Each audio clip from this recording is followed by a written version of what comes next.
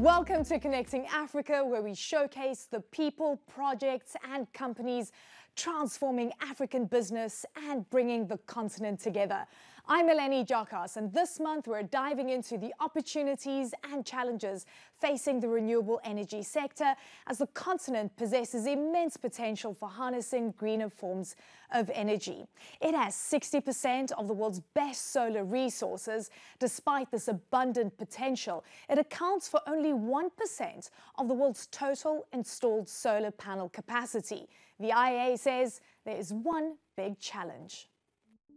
So the major challenge for investment in Africa is financing. And in Africa, the cost to finance a solar project, the same exact size solar project that would be built in Europe, costs 3 to 4 times more in Africa just because of the returns that are expected on financing because of the higher risks.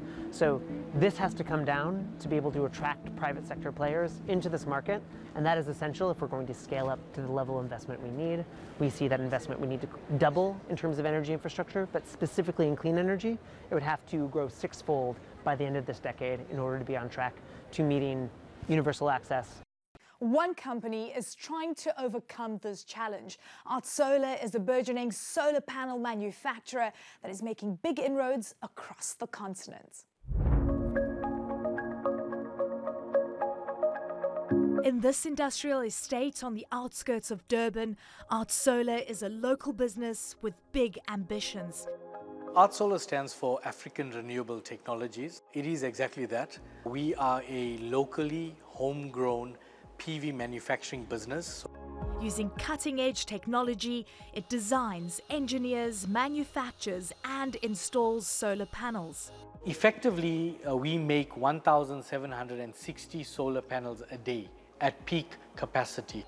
Our in-house engineers have made use of industry experience, their own experience, and machine learning algorithms that are used in the equipment itself. We have what is called manufacturing execution system. We are able to reduce breakages, increase efficiency in terms of production and cycle times in the various stages of manufacturing.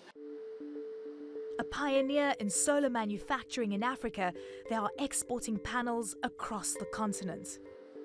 We supply obviously into the Southern African region. A big consumer of ours is Botswana, Mozambique, Zimbabwe, Zambia, Namibia. We are also supplying into Mauritius right now.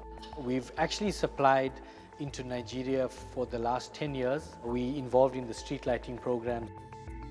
Among Art Solar's customers is Forest Mushrooms, taking power from the national grid and using a diesel generator as a backup. Frequent power cuts, known as load shedding, and rising fuel costs push them towards solar. We can't be without power. During load shedding, huge costs on diesel. So that, of course, was a massive draw for us to put solar in. We were literally spending 250 to 300,000 a month on diesel. That's more than $15,000 a month on diesel during severe load shedding periods. Now, with over 600 solar panels installed, Forest Mushrooms is reaping the benefits from South Africa's solar energy potential. We're looking at doing a third phase, and that's adding in a third 110 kilowatts inverter. So that's going to make a huge difference, which will hopefully help us in winter, that we will actually use solely on solar during the day, and of course hopefully have excess to put back onto the grid. Back at Art Solar, their success is also bringing local economic benefits, badly needed jobs. Art Solar currently has 120 employees. When we are in full production, we would employ at least 240 employees. The makeup of our staff is largely young people, right? Previously unemployed, previously disadvantaged youth that are graduates actually and have no chance of obtaining employment in this tough economic climate. The ability to contribute positively to the employment landscape of our community in which we operate, that's the big win for me. We need to expand this plant exponentially, and we need to do that to create the employment that is so needed in this country. Despite its success at bringing solar installation to Africa, as of 2022, the continent only had 1% of the world's total installed solar capacity. Art Solar admits that the industry still faces many constraints. Africa does not have the financial means to set up facilities like this in the various regions. And if that were to be reversed, then Africa would become a real global player in terms of the global economy. Remember that the majority of Africa are lacking the basic things that we all take for granted. The energy crisis has taught us that the items that are mined in Africa are being shipped elsewhere in the world and coming back as finished product that we are utilizing at exorbitant costs. We need to find solutions for Africa within Africa. And that is the only way that this continent can come out of this abject poverty that we face. When we come back, we look at the increasing number of people getting access to electricity for the first time through off-grid home solar systems. These are Japanese scallops, and the best way to eat them is raw. Perfect when simply cut into thin slices and served as sashimi, but versatile enough to be used in a myriad of ways. They're delicate and soft and melt in your mouth. The Japanese tradition of hand harvesting scallops is part of a sustainable industry that prevents overfishing and fosters a stable supply. Growing year-round in the cold and nutrient-dense waters off Japan, these scallops are packed with vitamins. They are shucked, trimmed, sanitized, and fast frozen before ending up in kitchens all around the world. This fast freezing technology maintains their texture, so they taste fresh from the sea when they arrive on your plate. From ocean to table, the Japanese scallop is a coveted ingredient and something exceptionally special to taste.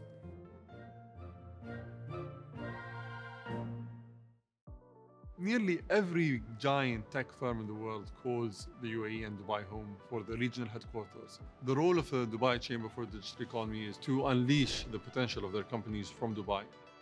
All the initiatives that the Chamber has put together are focused on ensuring that we are proactive rather than reactive to the needs. This is very typical in Dubai, where you find the government coming to the private sector, asking, what help do you need? How can we accelerate your business and take the next leap? This is the first city in the world to actually have a Minister of AI. So when you have this type of visionary leadership, this is going to allow us to thrive. We launched a program where every single coder gets access to getting a golden visa. They need to showcase their exceptional ability in this space. So our access to talent here is highly competitive versus other places. What is necessary today is for us as a government to be the hand that pushes them forward rather than the hand that holds them back.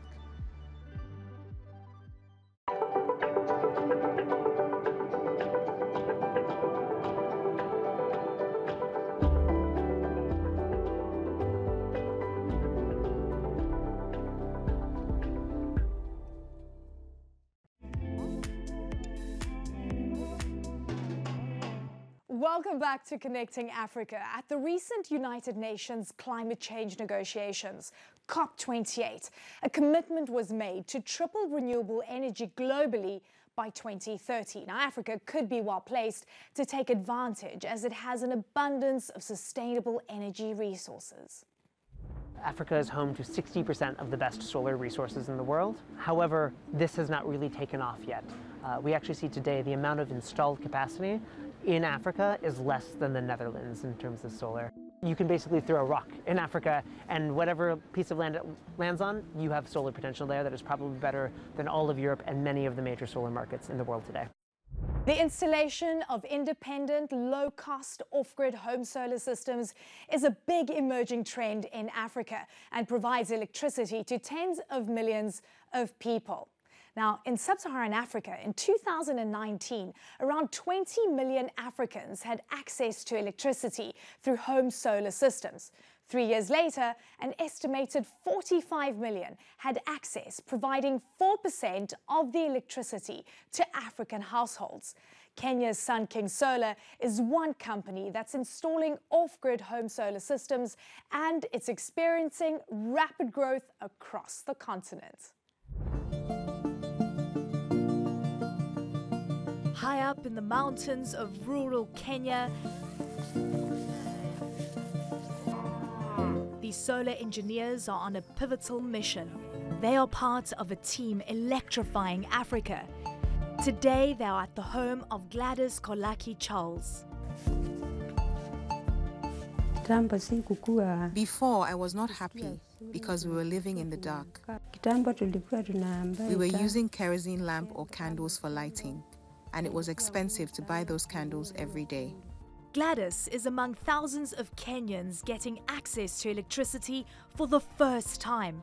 Sun King, a leading off-grid solar energy company headquartered in Nairobi, is among a growing number of solar providers across Africa.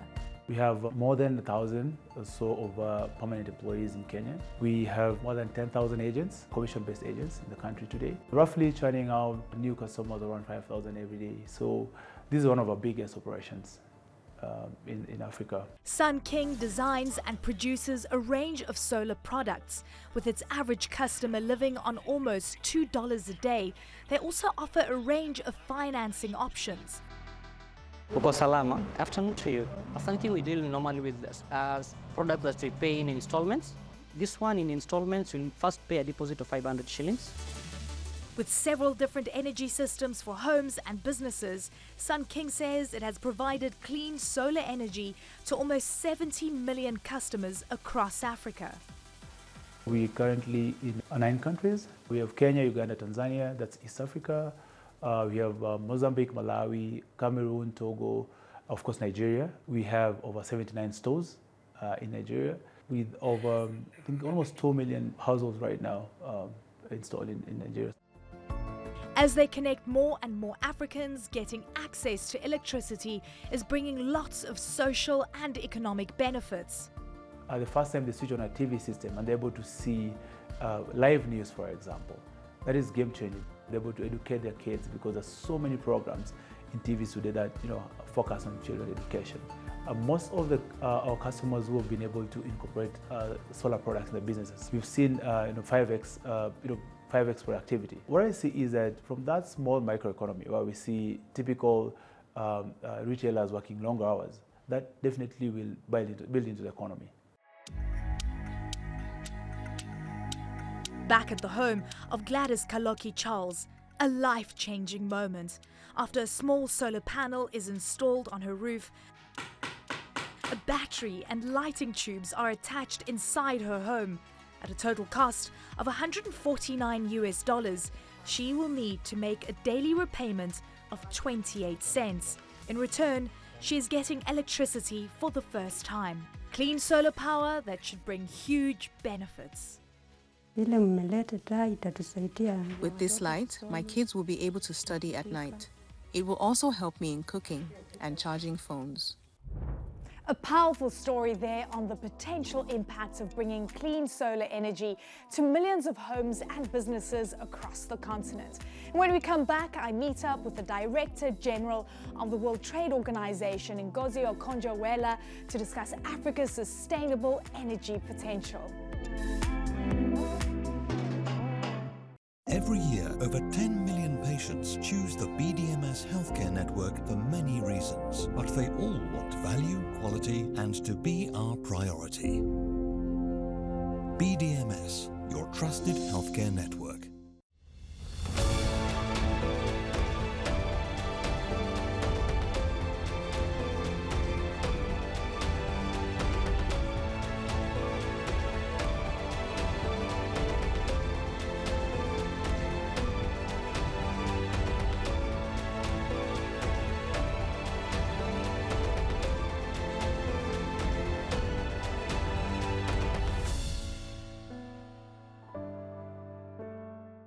Tonight, America strikes back, retaliating for 3 troops killed in Jordan. Are the United States and Iran on the road to war? for Reed Zakaria GPS tonight. Every Sunday, navigate the corridors of power. Get the inside scoop on the personalities and power plays shaping the latest political news. Are you worried that one of these guys is going to make a move on you? Inside Politics Sunday with Manu Raju, tonight on CNN.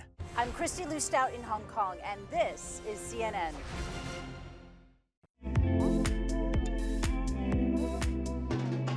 Welcome back to Connecting Africa, where we showcase the people, projects and companies transforming African business with the aim of bringing the continent together. This month, we're looking at the opportunities and challenges facing the renewable energy sector.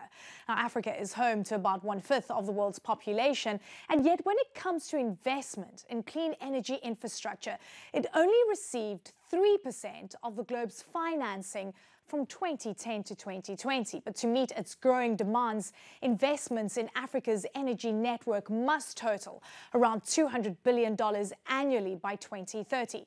Someone who knows all about this is the Director General of the World Trade Organization, Ngozi Okonjo-Iweala. She has been in office since March 2021. She is the first woman and the first African as Director General. I met up with her recently to find out why Africa is struggling to get international energy financing despite having abundant natural resources.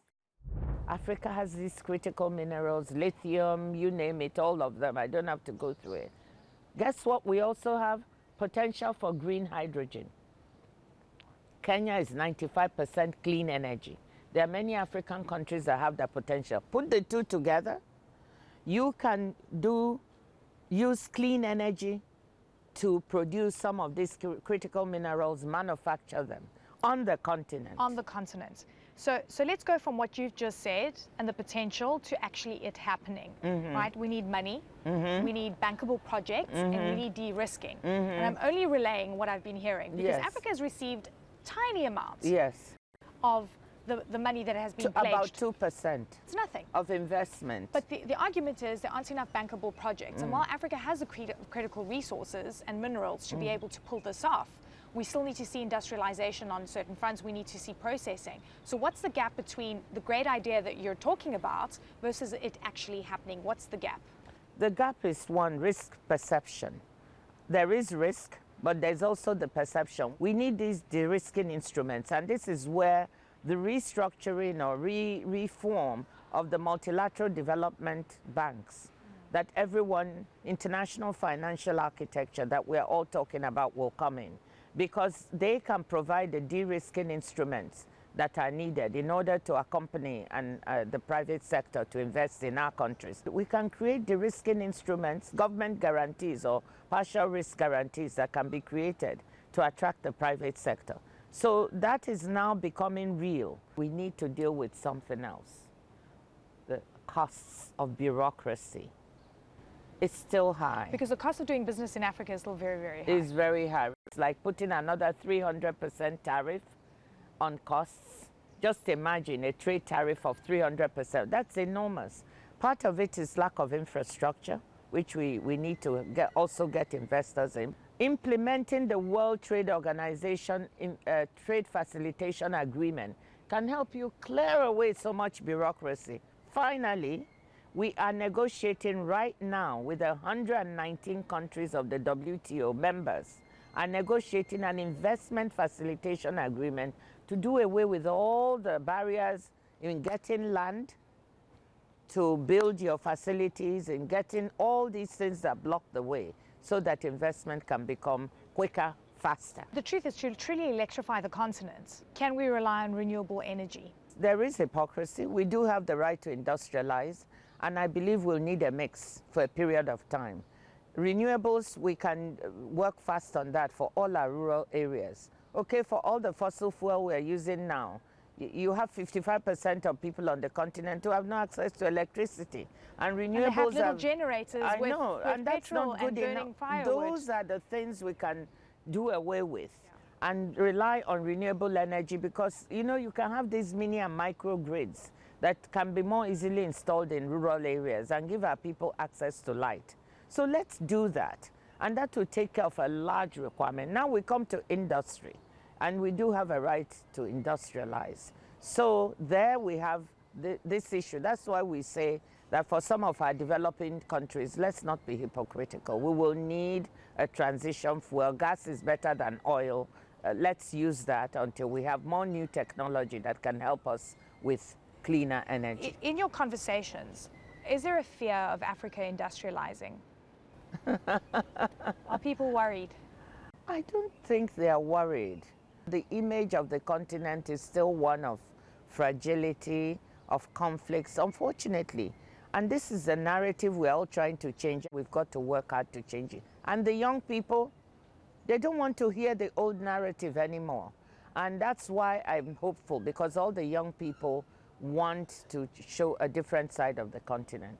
But outside, it hasn't hit home yet. It hasn't hit home, but we have to keep making the argument. We have to industrialize, we have to create better jobs. We also have to look at services, Eleni. We often talk of policy space for industrialization, and I'm all for it. But the services economy also offers great potential. Services trade is growing, and digitally delivered services trade is the fastest growing. Guess what? Our young people are onto that. They are the ones trading on digital platforms. So let's not forget that part. When we come back, we look at the potential of biofuels as an alternative clean energy source on the continent.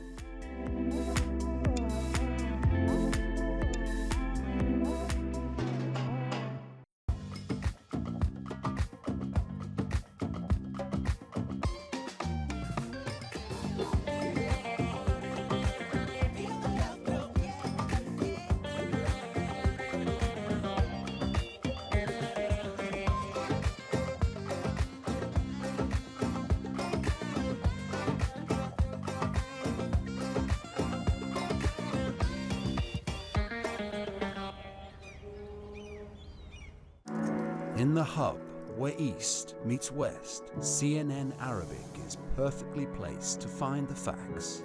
This is where stories happen. It's a concern to a lot of us in the region. Politics, business, culture, real life. As the pace of change moves faster, we ask the important question: what is the truth? This is CNNArabic.com. Tonight, all eyes on South Carolina. Nikki Haley joins Dana on her path forward, and Congressman Jim Clyburn on the president's biggest challenges. Plus, Jake Sullivan on the U.S. retaliation overseas. State of the Union, tonight. This is CNN. More people get their news from CNN than any other news source.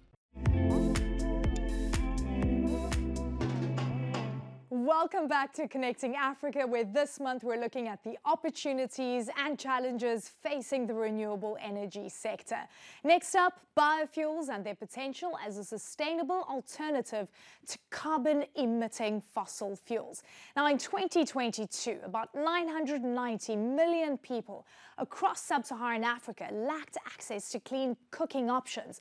Instead, they turned to kerosene, coal, charcoal, or wood for cooking fuel. But in doing so, they often expose themselves to household air pollution, which can pose a deadly risk. Burning these fuels in the home is linked to some 700,000 premature deaths each year.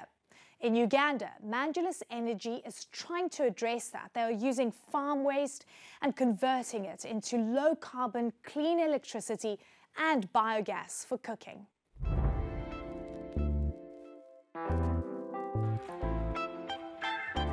Lively, illuminated streets, the hum of a convenience store, and the buzz of a late-night haircut. This rural village in northern Uganda is shining bright with opportunities, thanks to an alternative form of energy, biofuel. Africa is a continent that at the moment has well over 500 million people without access to electricity. And the majority of those are farmers. And for those farmers, no access to electricity means they cannot process their crops. At the moment at Mandulis Energy in Uganda, we're generating at least 150 kilowatts of renewable energy every hour.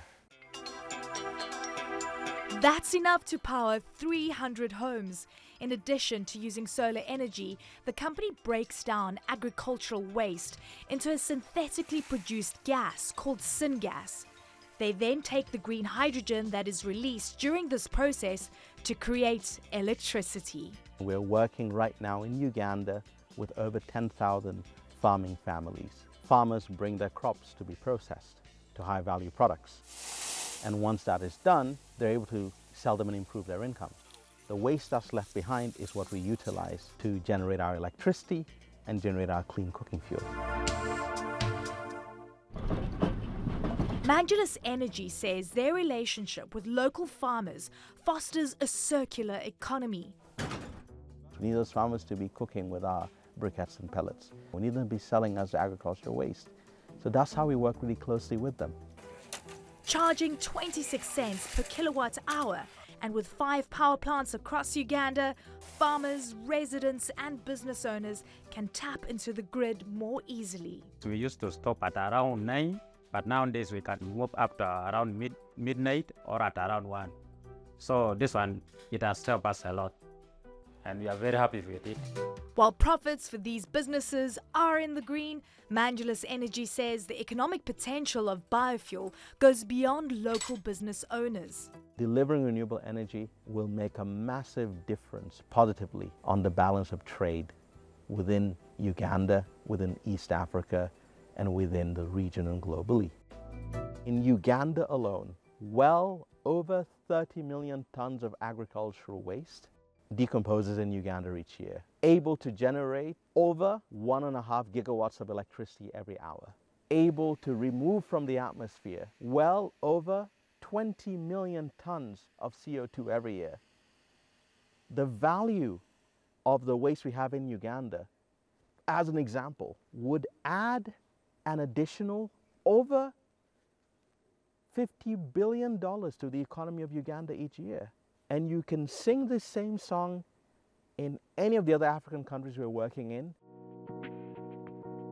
The company says it's already taking steps to further expand beyond Uganda's borders. Mandulus Energy has already completed feasibility studies for projects in Botswana, South Africa, and already completed development of projects in Zambia and Nigeria and Cambodia, with additional sites coming up in Kenya, in Guinea, in the United Kingdom, and Spain, and more sites within Uganda as well. And that's it for this month's Connecting Africa. If you want to know more about the subjects we cover on this program, you can check out our website. I'm Eleni Jakas, and until next month, let's keep on connecting.